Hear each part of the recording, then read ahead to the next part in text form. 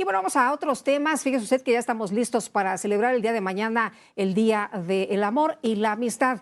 Pero en el amor hay que estar también muy atentos y sobre las medidas para prevenir la violencia durante el noviazgo vamos a platicar con Salvador Guerrero Chiprés, director del C5 aquí en la Ciudad de México. ¿Cómo estás, Salvador? Qué gusto saludarte. Muy buenas tardes.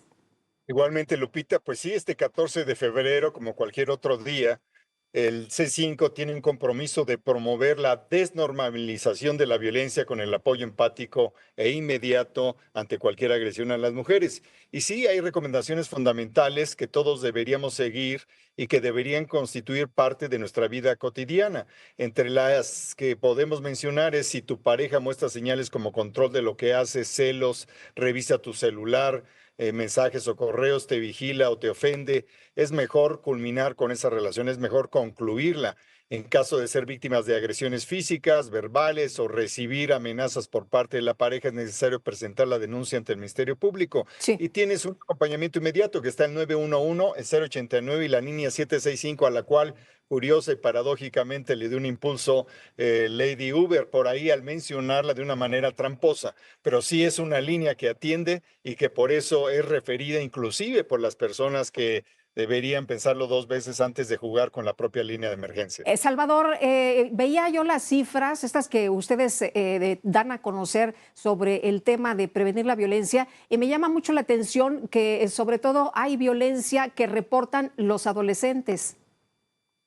Bueno, es interesante porque el 66.4% de todos los reportes son precisamente de personas jóvenes.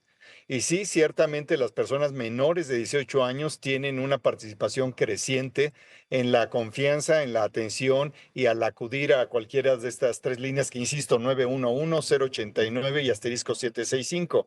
Y hay que señalar también que si tú vinculas a este grupo etario con aquellos que son menores de 30 años, o los que lleguen hasta 35 años, ya prácticamente estás hablando de que el 75% de las llamadas que recibimos en el C5 son de personas muy jóvenes.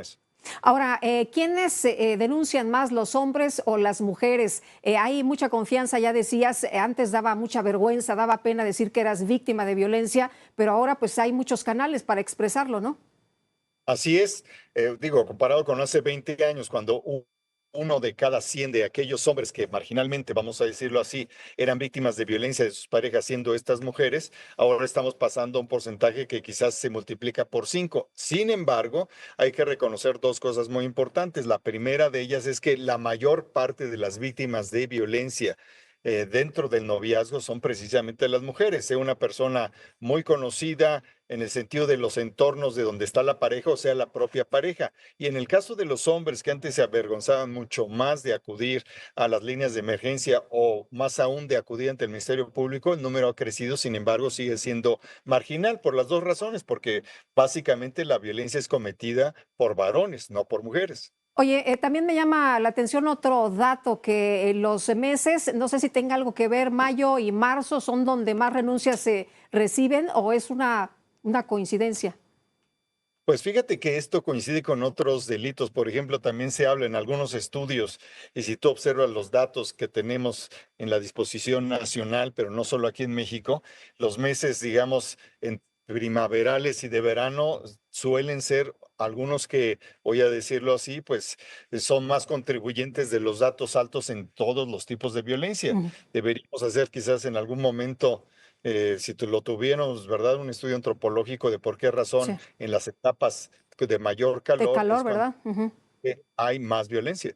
Oye, también el tema de las amenazas de muerte, que también esto es muy grave, ¿no? Ya cuando hay una situación que se sale de control, pues lo que les queda a los agresores es amenazar de muerte. Hay que señalar que la amenaza de muerte califica en el triaje básico que se hace en asterisco 765, donde está la Secretaría de Seguridad Ciudadana, la Fiscalía General de Justicia, la Secretaría de las Mujeres, el C5 y el Consejo Ciudadano para la Seguridad y Justicia de la Ciudad de México. Cuando se trata del triaje, uno valora cuando está atendiendo el teléfono que una amenaza de muerte es constitutiva de riesgo feminicida, así que hay que atenderlo, no hay que Ujú. tomarlo a la ligera, y sea que se pronuncie o sea que se reciba, estamos ante una situación grave. Salvador, una vez que ustedes reciben la llamada, ¿cómo se canaliza? ¿Hay seguridad? ¿Hay alguna persona que te oriente de manera psicológica? ¿Cómo es el acompañamiento? Bueno, en el caso del C5, donde se atienden 6 líneas de emergencia, destacando 765 para el caso de violencia contra las mujeres, hay una coordinación también con el Consejo Ciudadano y mutuamente C5, 911, en particular asterisco 765 y el propio Consejo, somos capaces de atender con acompañamiento psicoemocional y jurídico. Estamos hablando de no más de 5 segundos en responder la llamada. Inmediatamente después de la respuesta hay un triaje donde se determina si se trata de riesgo crítico. Si es así, se canaliza de inmediato ante las autoridades correspondientes y si no lo es, se le da seguimiento a la llamada.